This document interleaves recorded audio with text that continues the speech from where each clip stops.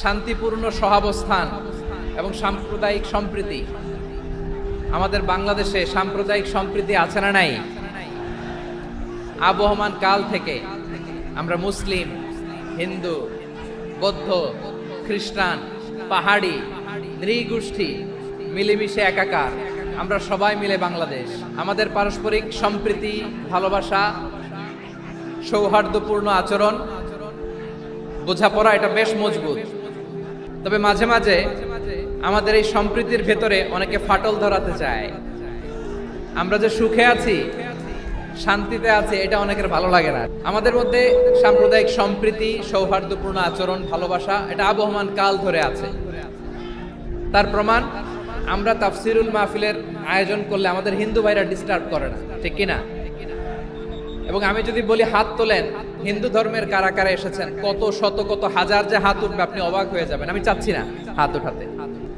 So it's our responsibility to present our religion to our non-Muslim brothers and sisters.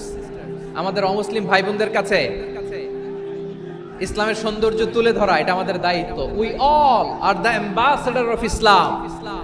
আমরা প্রত্যেকে দায়িত্বশীল, আমরা প্রত্যেকে এক একজন ইসলামের অ্যাম্বাসেডর। আলহামদুলিল্লাহ বলেন।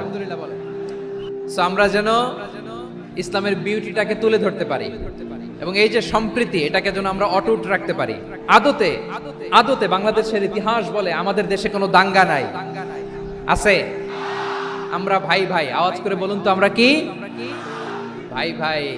কিন্তু কিছু দুষ্ট লোক আছে, তারা আমাদের সম্পর্কের মধ্যে ফাটল ধরাতে চায়, মাঝে মাঝে ঝগড়া লাগাতে চায়।